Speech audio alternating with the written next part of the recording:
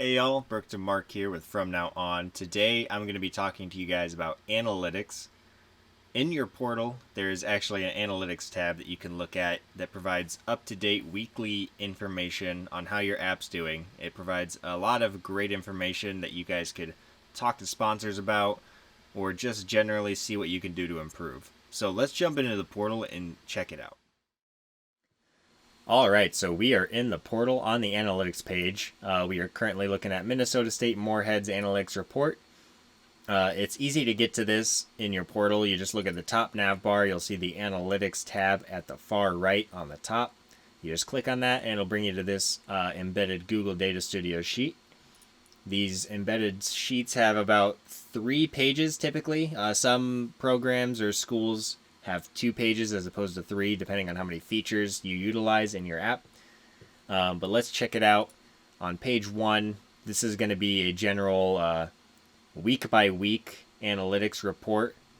You'll see on this chart, it shows you which week you're looking at. It's currently in backwards order. The current week going back in time as you scroll farther down.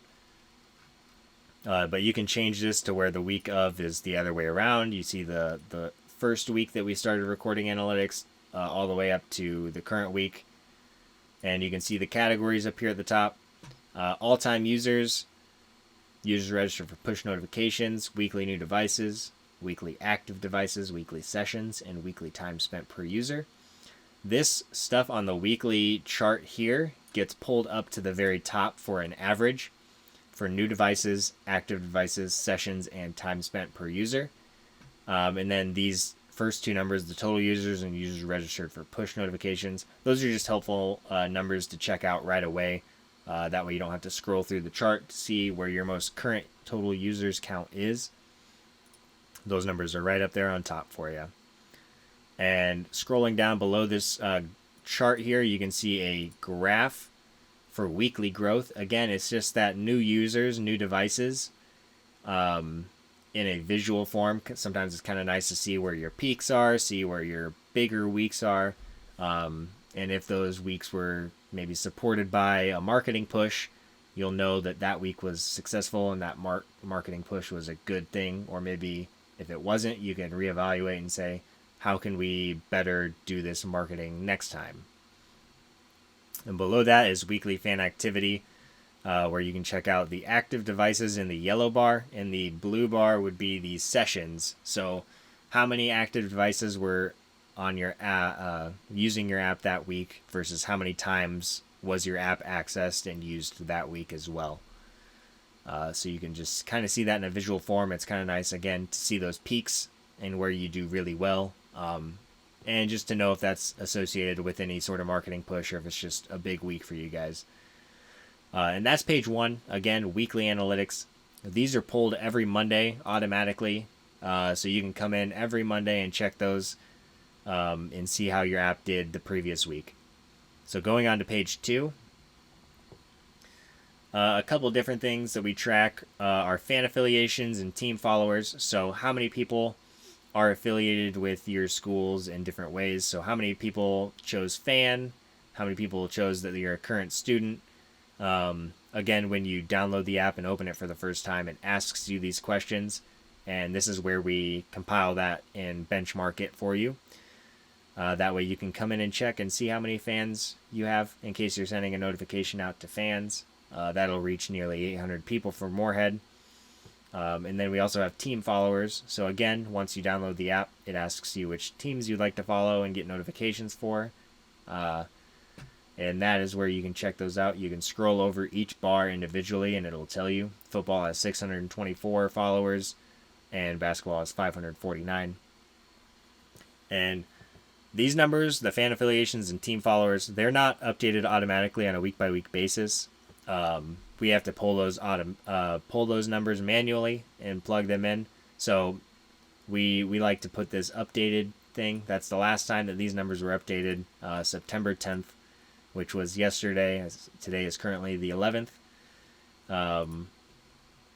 So if you see that this hasn't been updated in a while, it's been maybe more than a month, you can contact your customer success coach We'll get those numbers updated as soon as we can. That way you can have up-to-date information. And underneath this app audience section, we have a feature usage section, where we compile some feature usages that you guys may or may not use.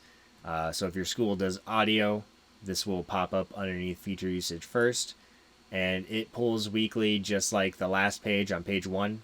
This information pulls weekly. There's currently not a whole lot of audio to be had with no live sports. We're in the middle of the COVID pandemic. So you can see that these numbers aren't super robust in any way, but you can see this week they had 3 audio listeners, 3 people tuned into an audio thing, and 7 total audio sessions on that. So that's audio.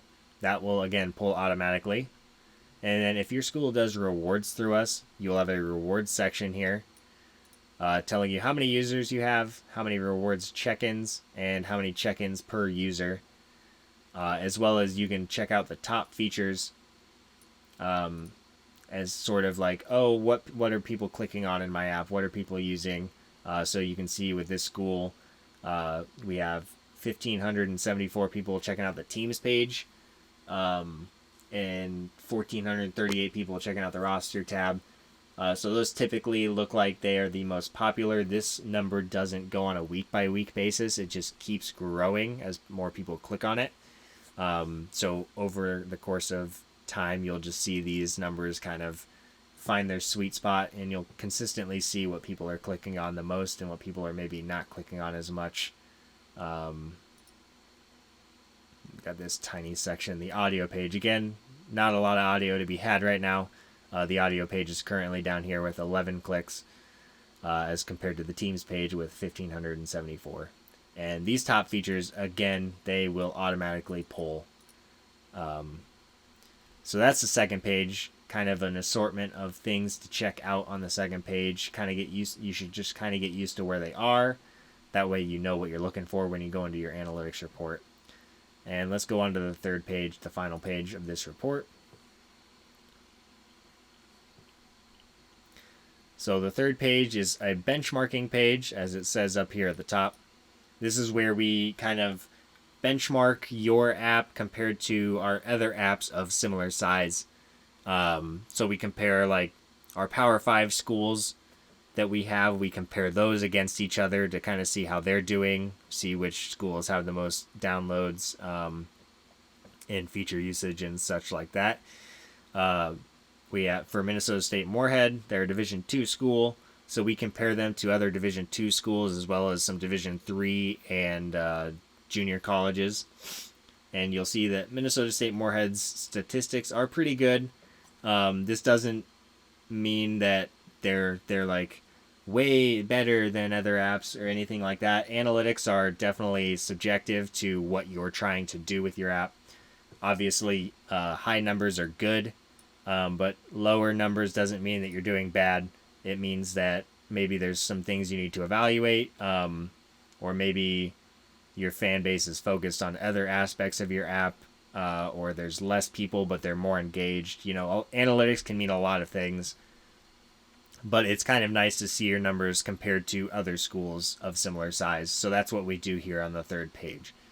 So you can also see there's an all-time users graph here comparing Moorhead in the red to the peer averages from the other schools that we pull, and as well as like users registered for push notifications, weekly sessions.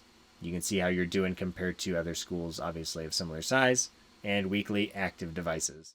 And there's one last thing I'd like to mention as far as analytics go. I know I just went through the analytics report on the portal. There's one more thing I want to touch on. If there's something that you don't see in the report on the portal and you want analytics on, ask us and see if it's possible. More than likely it is. We can pull almost any data from your app into an analytics form and get you a report for that. Say you had a promotion that you ran recently that you want to see how many clicks that got, see how successful that promotion was. We can pull that information, or say, check out the app screen now that I'm showing. Say you have sponsor banners at the bottom of your screen.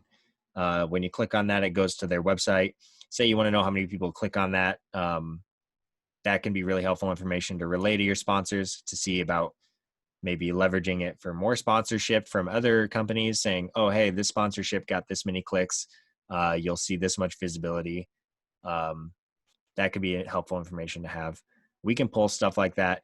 Again, don't hesitate to ask your customer success coach if there's something you see not in the analytics report that you want analytics on.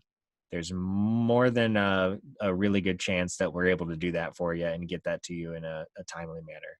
So that was just one more thing that I wanted to point out. As far as analytics go, is there's a lot of flexibility